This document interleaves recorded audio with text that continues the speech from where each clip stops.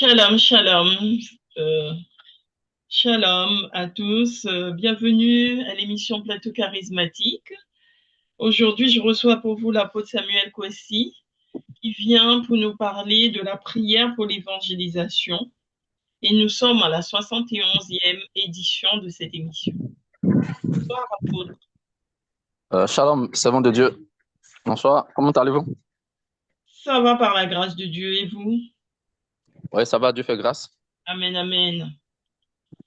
Eh bien, écoutez, aujourd'hui, nous sommes pour la prière pour l'évangélisation, à la Oui. 71e édition. Donc, nous allons prier pour nous mettre en communion avec l'Esprit de Dieu avant de commencer. Amen. Amen. Seigneur, nous te prions, te rendons grâce et te bénissons. Te recommandons ce moment, te confions ce temps.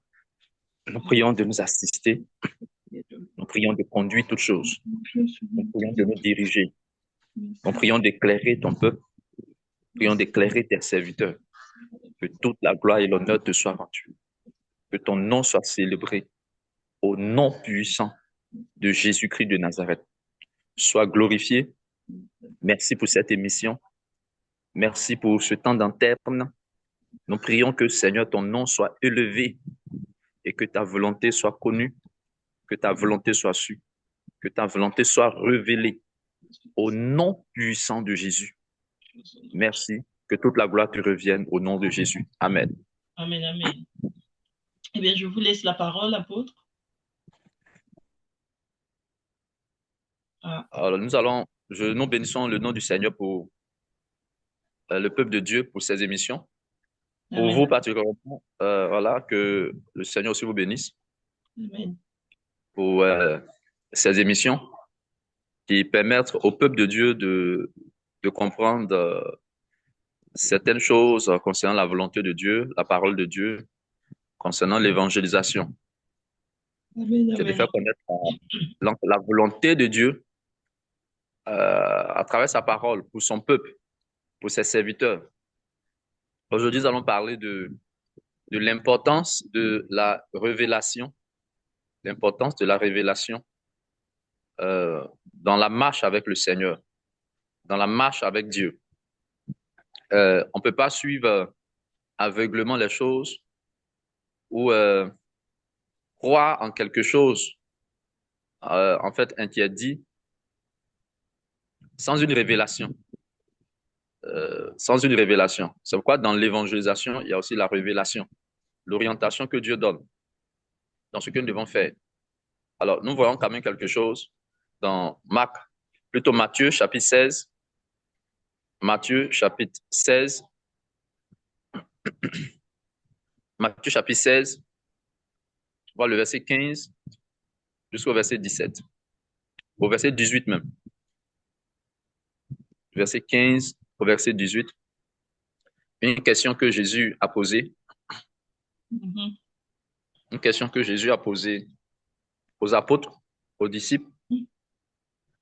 Puis allez-y, Matthieu 16, à partir du verset 15. Alors, je lis la parole de Dieu. Puis il leur dit, allez dans le monde entier, proclamer la bonne nouvelle à toute la création. Matthieu. Ah, je suis dans Marc. Je sais pas pourquoi j'avais Marc dans la tête. Matthieu chapitre 16, Oui, verset oui, 15, j'arrive. verset 15 et 18. Alors, Matthieu 16 à partir du verset 15. Je lis la parole de Dieu. Et d'après vous, qui suis-je? Leur dit-il. Simon-Pierre répondit, tu es le Messie, le Fils du Dieu vivant. Jésus reprit la parole et lui dit, tu es heureux, Simon, fils de Jonas, car ce n'est pas une pensée humaine qui t'a révélé cela, mais c'est mon Père céleste. Et moi, je te dis que tu es Pierre, et que sur ce rocher, je construirai mon église, et les portes du séjour des morts ne l'emporteront pas sur elle. Amen. Amen. Donc là, il a montré que Jésus a posé une question donc aux apôtres et parmi tous les apôtres, tous les disciples, une seule personne a pris la parole et a répondu. Et la réponse que celui-ci a donné, l'apôtre Pierre, Jésus dit, ce ne sont pas la chair et le sang qui lui ont révélé cela. Donc, vous voyez que la révélation doit venir de Dieu. La révélation doit venir du Père. Alors, la réponse que Pierre a donnée, d'accord, Jésus fait comprendre que ce ne sont pas la chair et le sang qui ont donné cette révélation à Pierre. Et Jésus dit, c'est mon Père qui est dans les cieux. Ce qui fait que l'œuvre de Dieu est un peu complexe. Donc, l'œuvre de Dieu est un peu complexe. Donc, il faut la révélation. Et vous voyez que souvent, des gens peuvent avoir la révélation et ils veulent que automatiquement ceux à qui ils parleront croient. Ceux à qui ils parleront croient automatiquement parce que lui, il a reçu la révélation, il faut que tout le monde croit. C'est vraiment difficile. Donc, dans l'évangélisation, il y a la révélation aussi. Dieu se révèle pour donner des orientations. Donc, donner des orientations. Donc, ici, Jésus dit à Pierre, ce ne sont pas la chair et le sang qui t'ont révélé. Révéler, c'est dévoiler, c'est enlever le voile de ce qui est caché. Vous voyez? Enlever le voile de ce qui est caché. Donc, c'est mon Père qui est dans les cieux qui t'ont fait cette révélation. Et Jésus va dire à Pierre, tu es heureux, Simon. Je bâtirai mon église. Je bâtirai mon église. Donc, dans l'évangélisation, il y a ce que Dieu doit vous apporter, la révélation. Donc, Dieu doit se révéler à vous. Le Seigneur doit se révéler à vous pour vous conduire dans l'évangélisation, puisque là, nous parlons donc de l'évangélisation. Et je dis toujours que pour qu'un homme évangélise, pour qu'un homme sache, ou un homme qui comprend qu'il est serviteur de Dieu, il va avoir lui-même la révélation de Dieu, même si des gens lui disent cela. Dieu va se révéler à lui. Nous avons une fois vu le cas de Moïse. Moïse à qui Dieu s'est révélé. Voyez-vous? Moïse à qui Dieu s'est révélé dans un buisson Adam. Et c'est là, il a compris que Dieu l'a choisi pour son œuvre, donc pour l'envoyer en mission donc en Égypte. Donc c'était une révélation. Est-ce que vous voyez? Donc il a eu une révélation, il a eu une rencontre avec, donc il a eu une révélation. Voilà. Maintenant, il y a ce cas-là aussi. Il y a que dans le livre de Joël, chapitre 2, verset 28 au verset 30, Dieu parle de l'esprit qui est donné. Ouais, l'esprit qui est donné, l'esprit de Dieu qui est donné pour des songes, pour des visions et pour des prophéties. Et l'esprit de Dieu qui est donné à qui? Aux serviteurs et aux servantes de Dieu. Aux serviteurs et aux servantes de Dieu. Et dans le livre de Apocalypse, nous voyons que l'esprit de Dieu parle. Mais d'abord, on va voir Actes chapitre 2, verset 39, le verset 38 au verset 40. Verset 38, la promesse de Dieu à tous ceux-là que Dieu appelle à lui, le Saint-Esprit. Le Saint-Esprit pour faire son œuvre. Acte 2, combien? Acte chapitre 2, verset 38, verset 39. Okay. Alors, je lis la parole de Dieu. Pierre leur dit, changez d'attitude et que chacun de vous soit baptisé au nom de Jésus-Christ pour le pardon de vos péchés, et vous recevrez le don du Saint-Esprit.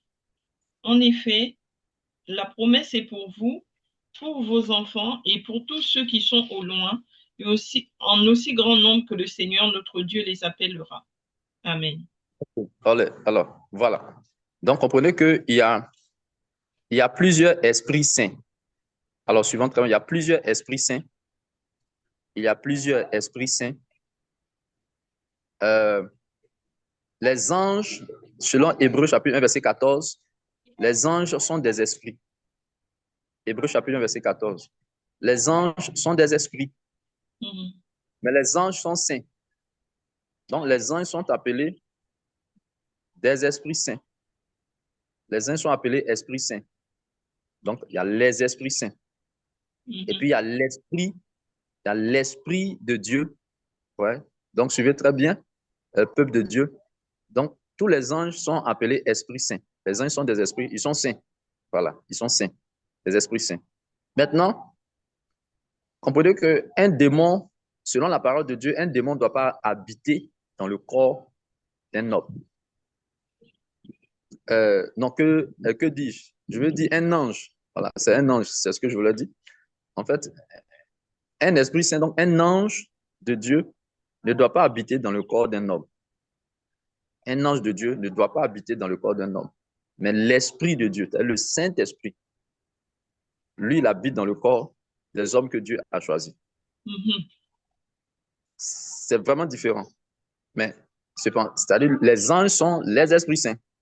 Maintenant, dans Acte 2, verset 38 au verset 39, l'apôtre Pierre dit le don du Saint-Esprit, donc pas le don des esprits saints.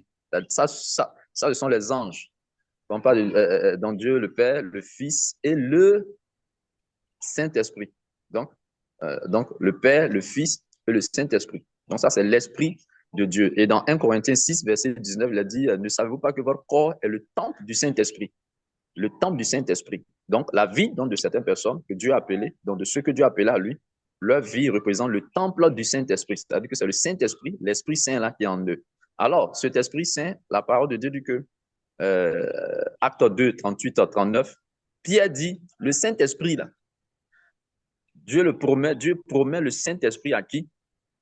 À tous ceux-là que Dieu appelle à lui. Aussi loin, c'est-à-dire que au loin, en aussi grand nombre, aussi loin en eau. C'est-à-dire que tout ce que Dieu appelle à lui, il va leur donner le Saint-Esprit, donc l'Esprit Saint. Donc, c'est le même esprit. Donc, ce qui va appeler aujourd'hui, demain, après-demain, c'est le même esprit-là. Tu le promets. C'est l'Esprit Saint. Donc, ça, c'est ce que l'apôtre Pierre disait. Il dit, vous recevez le don du Saint-Esprit. Et le don du Saint-Esprit, là, il dit, c'est une promesse. C'est la promesse de Dieu pour vous, pour vos enfants. Et pour tous ceux-là, au loin, en appellera. Que Dieu les appellera. Maintenant, la parole de Dieu dit que ceci, c'est bien devant méditer la parole, les Écritures. Dans Jean 4, verset 24, il a dit que car Dieu est esprit, il faut que ceux qui l'adorent en esprit et en vérité. Car Dieu est esprit, il faut que ceux qui l'adorent en esprit et en vérité. C'est pourquoi la révélation va être maintenant importante dans l'évangélisation. Donc Dieu va se révéler. Normalement, un esprit ne peut se voir. On ne peut pas voir un esprit. Mais Dieu fait la grâce d'ouvrir l'intelligence spirituelle pour avoir des visions, pour avoir des songes. Et en temps normal, c'est des choses qu'on ne peut pas voir en réalité. En réalité. Mais c'est des images, c'est des révélations, c'est des choses que Dieu montre. Voyez? Donc, on parlera de vision, ou de songe. Amen. Donc, on va lire Apocalypse 2, le verset 11. Apocalypse chapitre 2, verset 11.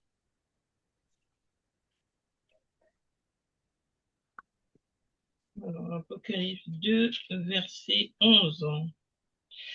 Alors, je lis la parole de Dieu. Que celui qui a des oreilles écoute ce que l'Esprit dit aux églises.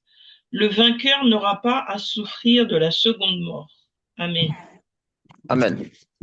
Donc, que celui qui a des oreilles entende ce que l'Esprit dit. Donc, l'Esprit va parler. Donc, il faut avoir des oreilles spirituelles. Les oreilles spirituelles pour entendre ce que l'Esprit dit. Amen. Donc, ce que l'Esprit dit. Et donc là, Dieu va s'adresser à son peuple, par son esprit, pour apporter des révélations. Donc, que celui qui a des oreilles entende ce que l'Esprit dit aux églises. Ce que l'Esprit dit aux églises. Donc, d'où l'importance, en fait, de la révélation. Donc, ce que l'Esprit dit, l'Esprit va parler L'Esprit va révéler des choses. Amen. L'Esprit va révéler des choses. Amen. Amen.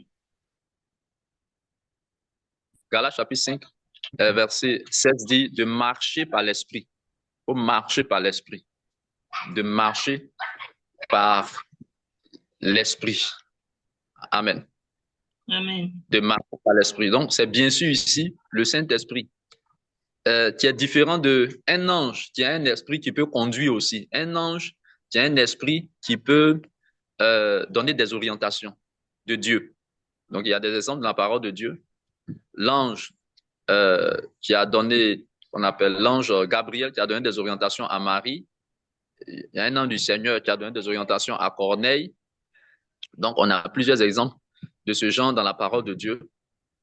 Mais ce ange qui est un esprit saint, lui, il ne peut pas habiter dans le corps d'un homme. Ouais. Donc, c'est l'Esprit de Dieu, donc le Saint-Esprit. Quand on dit le Saint-Esprit, c'est bien identifié. C'est-à-dire que c'est l'Esprit de Dieu. C'est l'Esprit de Dieu. L'Esprit de Dieu. Voilà, qui est différent des esprits saints. Donc, il y a l'Esprit Saint et puis il y a les esprits saints. Maintenant, c'est par le Saint-Esprit, maintenant, par l'Esprit Saint, que nous devons recevoir donc les révélations. Les révélations concernant l'évangélisation. Amen. Amen. Alors,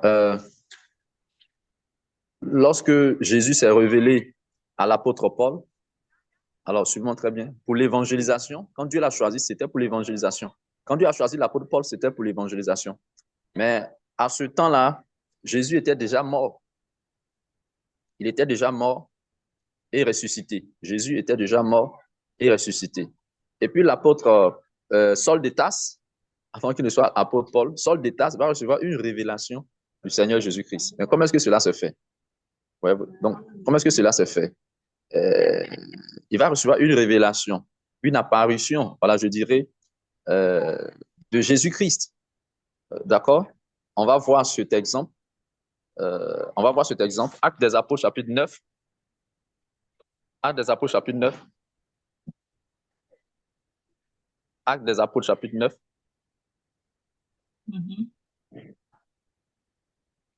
À partir du verset 1. Ok. Alors, je lis la parole de Dieu. Quant à Saul, il respirait toujours la menace et le meurtre contre les disciples du Seigneur.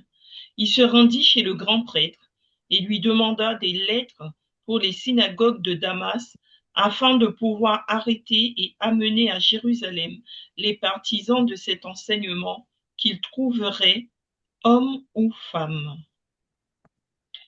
Comme il était en chemin et qu'il approchait de Damas, tout à coup, une lumière qui venait du ciel resplendit autour de lui. Il tomba par terre et entendit une voix lui dire « Saul, Saul, pourquoi me persécutes-tu » Il répondit « Qui es-tu, Seigneur » Et le Seigneur dit « Moi, je suis Jésus, celui que tu persécutes.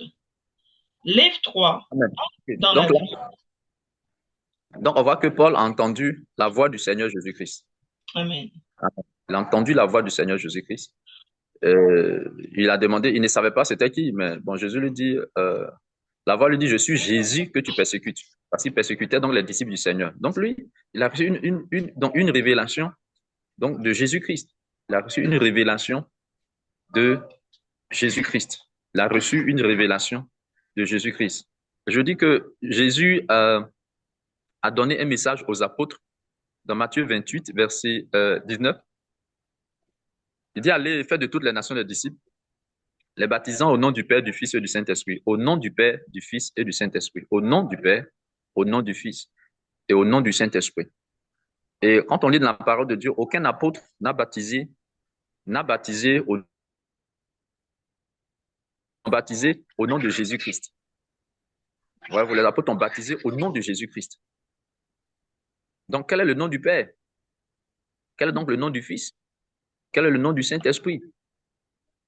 Jésus a dit baptiser, voici le baptême que vous devez faire au nom du Père, du Fils et du Saint-Esprit. Bon, est-ce que les apôtres ont désobéi? Non, ils n'ont pas désobéi. Mais ils ont particulièrement tous baptisé au nom de Jésus-Christ. On a lu tout à l'heure le passage de Actes chapitre 2, verset 38, où l'apôtre Pierre parlait le jour de la Pentecôte, quand il a prêché, et que des gens ont eu le cœur vivement touché. La parole de Dieu dit que Pierre leur a dit, repentez-vous et que vous soyez baptisés, il a dit, au nom de Jésus-Christ. Il a dit, et que vous soyez baptisés au nom de Jésus-Christ. Il n'a pas dit, pour que vous soyez baptisés au nom du Père, du Fils et du Saint-Esprit.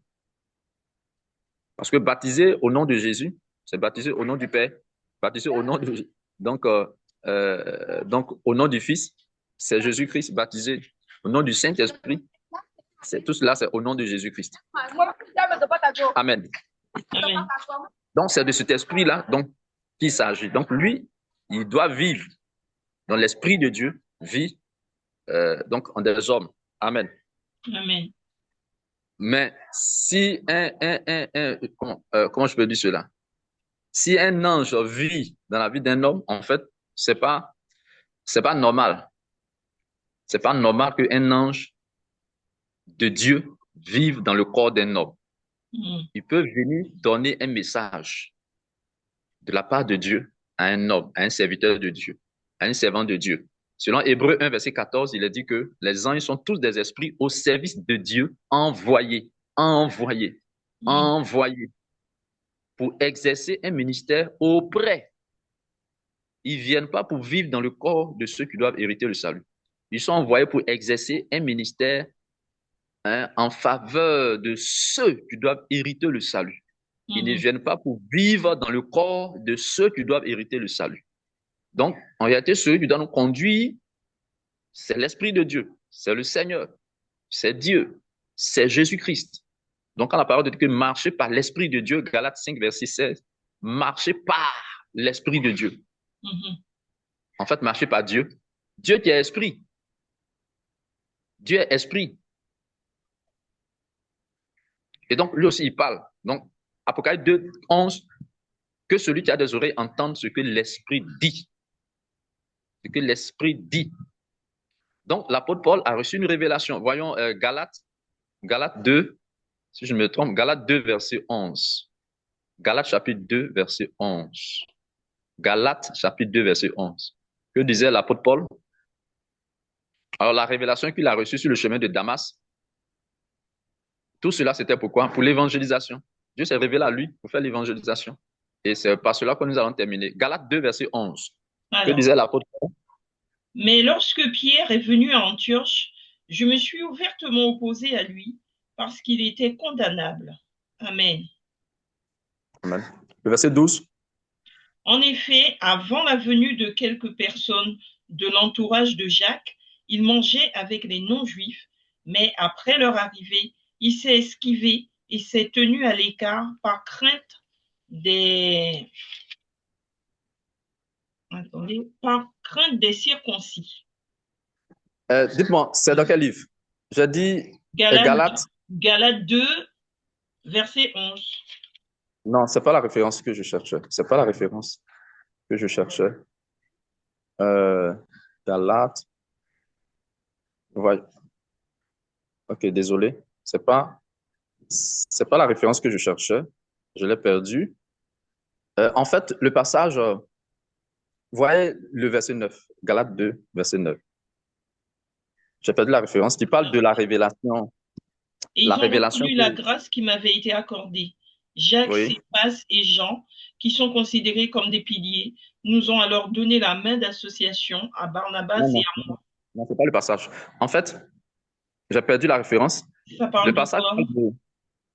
le passage parle de la révélation que l'apôtre Paul disait qu'il a reçue de Dieu pour annoncer en fait l'évangile. Il a reçu la révélation de Jésus-Christ lui-même, la révélation pour prêcher donc la parole de Dieu, la révélation pour prêcher la parole de Dieu, pour prêcher la parole de Dieu. Est-ce que vous me suivez? Voilà, donc il a reçu donc la révélation de Dieu. C'est pas Galates 1, verset 15, où il dit mais Dieu m'avait mis à part dès le ventre de ma mère et m'a appelé par sa grâce l'évangile que j'ai annoncé ne vient pas de l'homme. En effet, Exact. c'est le Oui. verset, c'est Galates 1, verset 11. Je vous le déclare, frères et Verset 11, sœurs, voilà, voilà. OK. l'évangile que j'ai annoncé ne vient pas de Exactement. l'homme. OK, En OK. effet, je ne l'ai moi-même ni reçu ni appris d'un homme, mais par une révélation de Jésus-Christ. OK. Voilà. Voilà. Exactement. Donc, c'est Galates 1 au lieu de Galates 2. Donc, Galates 1, Verset le verset 11. 11. OK. 11 et OK. 12. Merci, servant de Dieu. Voilà. Donc, en fait, cette révélation-là, en fait, Paul dit clairement qu'il a reçu cela de Jésus-Christ. Tu vois. Donc, on peut prêcher certaines choses et certaines personnes peuvent ne pas croire. Tu vois, ne pas croire. Mais il est important de, de, de s'appuyer sur les révélations. Maintenant, ces révélations doivent être conformes aux Écritures. Mais important, ce qui est important, il faut suivre les révélations que Dieu donne. Mais ces révélations doivent être conformes à la parole de Dieu, donc aux Écritures. Donc, comme Paul vient dire, la révélation qu'il a, donc le message qu'il a prêché, c'est une révélation qui ne vient pas d'un homme, mais qui vient de Jésus-Christ lui-même. Donc, ça veut dire que Jésus s'est révélé à lui. Mm. Et Jésus lui a dit ce qu'il devait prêcher. Et c'est juste cela que nous allons terminer. C'est pourquoi dans l'évangélisation, souvent, Dieu peut donner des orientations dans l'évangélisation à certaines personnes et des hommes peuvent venir les décourager. Pour dire non, ce n'est pas comme cela qu'il faut évangéliser. Non, ce que Dieu vous a dit de faire, faites-le. Si c'est vraiment le Seigneur qui vous a dit de faire, continuez là-dedans. Continuez là-dedans. Continuez là-dedans. Alors, voyons Actes des Apôtres, chapitre 9, verset 15. Ce que Jésus a dit de l'apôtre Paul lorsqu'il parlait au verset 4, il dit, je suis Jésus que tu persécutes. Après, Paul va demander à Jésus qu'est-ce qu'il devait faire, qu'est-ce qu'il attendait de lui, qu'est-ce que veux-tu que je fasse? Et Jésus lui a dit ce qu'il devait faire. Et Jésus va dire ceci, on peut lire Quel le verset 15. passage? Actes des Verset Apôtres, 15. chapitre 9, verset 15. Actes des Apôtres, chapitre 9, le verset 15. Ah, Actes des Apôtres 9, verset 15. OK. Alors, mais le Seigneur lui dit, vas-y, car cet homme est un instrument que j'ai choisi pour faire connaître mon nom aux non-juifs, aux rois et aux Israélites. OK. Amen. Ici, dans le choix des serviteurs de Dieu, ici d'abord, Jésus fait comprendre de l'apôtre Paul. Jésus parlait à Ananias, à qui il avait demandé d'aller. Il était devenu aveugle. Et Ananias connaissait l'apôtre Paul comme quelqu'un qui persécutait les disciples du Seigneur. Il ne voulait pas partir, il avait la crainte, il avait peur. Et donc, Jésus était en train de le rassurer. Donc, Jésus donc, lui disait, en fait, un autre homme. Je l'ai choisi. Il est devenu un homme nouveau, un être nouveau.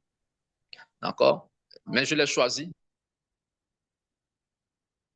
L'apôtre Paul, donc Paul, Saul de Tarse, cet homme-là est un instrument que j'ai choisi. Écoutez très bien, est un instrument que j'ai choisi pour porter mon nom. D'accord? Des serviteurs de Dieu, des anges et de Dieu. Qui choisit les serviteurs de Dieu? Les anges ne choisissent pas les serviteurs de Dieu. Les anges de Dieu peuvent être envoyés pour dire à quelqu'un, ah, toi, Dieu t'a choisi. Toi, Dieu t'a choisi pour faire son œuvre. C'était pareil pour Marie. Marie, dans Luc chapitre 1, verset 38, elle a dit, je suis la servante du Seigneur, qu'il me soit fait selon ta parole, qu'il me soit fait selon ta parole. Mais c'est l'ange Gabriel a été envoyé par Dieu.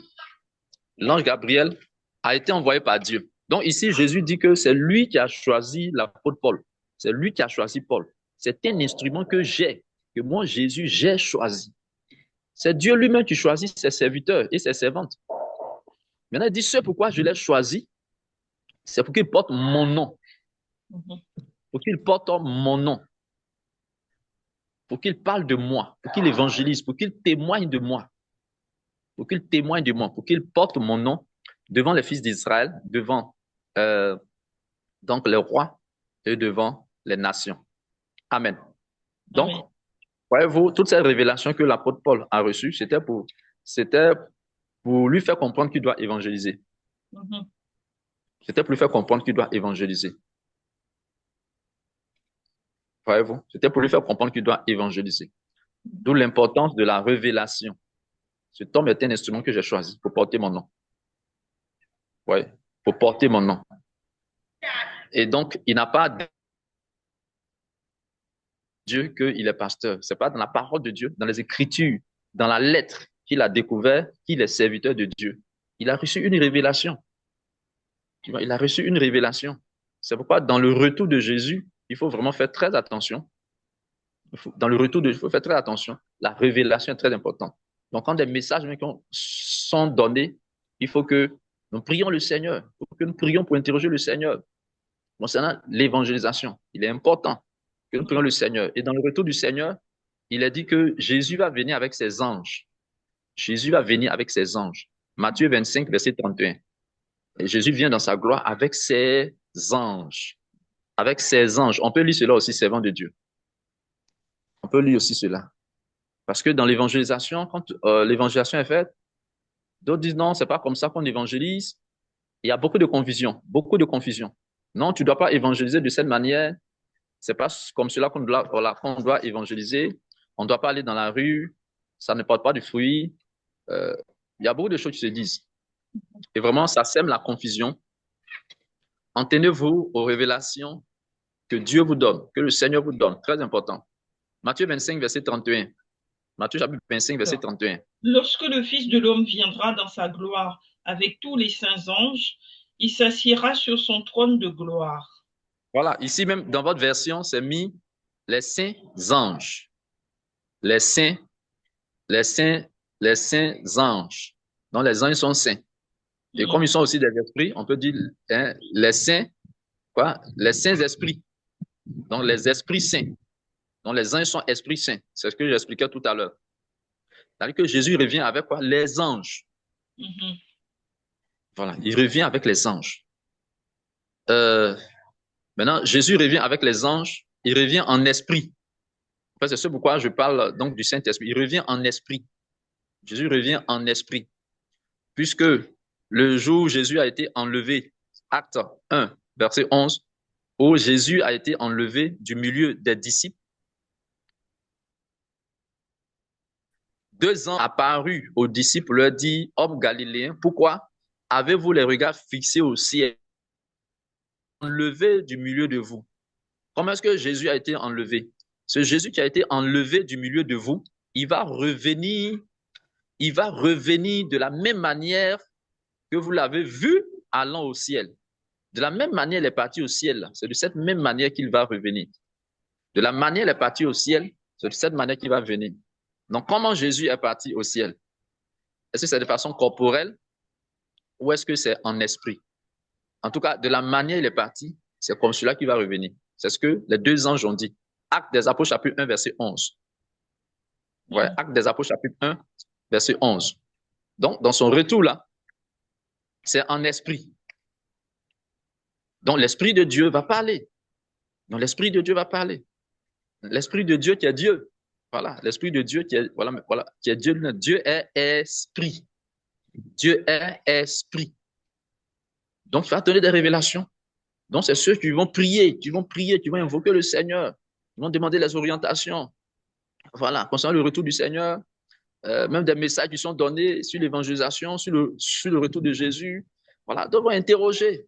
Et les anges aussi vont, je vais dire, appuyer, vont se révéler à certaines personnes, voilà, pour conduire, pour guider. Et donc, servant de Dieu, voilà un peu, c'est vraiment des choses un peu complexes. C'est pas la parole de Dieu que celui donc qui a soif, ils viennent. Donc, ceux qui ont soif vont prier le Seigneur, vont interroger Dieu, demander au Seigneur de les conduire, de les guider. Donc, voici en clair, servant de Dieu, ce qui se passe un peu voilà, dans l'évangélisation, que nous devons comprendre, c'est quelques paramètres là, c'est quelques principes concernant l'évangélisation que Dieu nous demande de faire, t'appuyons sur les révélations. Amen, amen. Amen. Amen. Amen.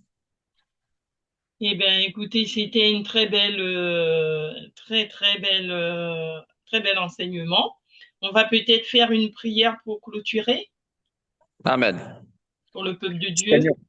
Ok. Seigneur, nous te disons merci, te rendons grâce pour ce moment, pour cet enseignement. Nous te bénissons de conduire ton peuple, de conduire tes serviteurs par, Seigneur, ton esprit. Conduis-les, guide-les concernant l'évangélisation.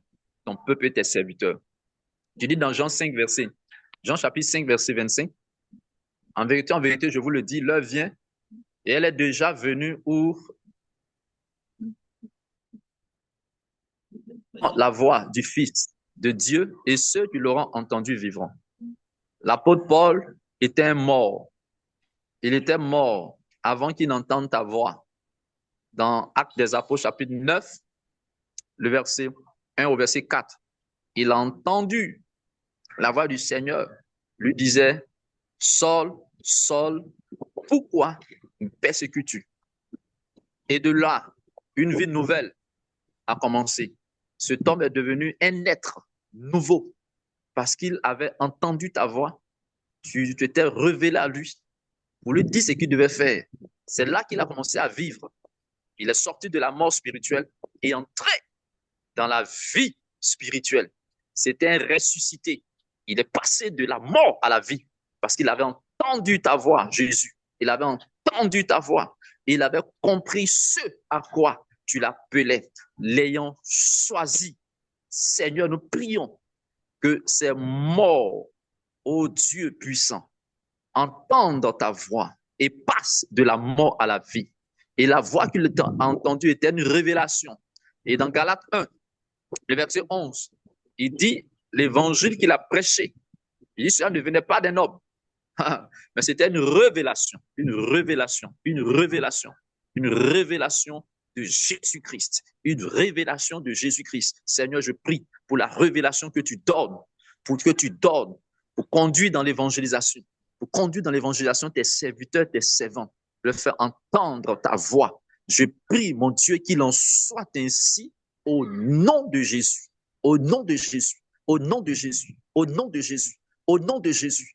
Révèle-toi à tes serviteurs, à tes servantes dans l'évangélisation. Pour que la gloire et l'honneur te soient rendus. Au nom puissant de Jésus, nous avons prié. Amen. Amen. Amen. Ben, je vous remercie, apôtre, pour ce temps passé avec le Seigneur, d'enseignement pour le peuple de Dieu. Et gloire au Seigneur. Je vous dis à très bientôt. Soyez bénis. Amen. À très bientôt, servant de Dieu. Merci aux téléspectateurs, à tous ceux qui nous écoutent et qui nous écouteront encore. Soyez bénis et remplis de l'esprit. Surtout, priez, priez pour recevoir la révélation. À très bientôt. À bientôt, servant de Dieu. Amen.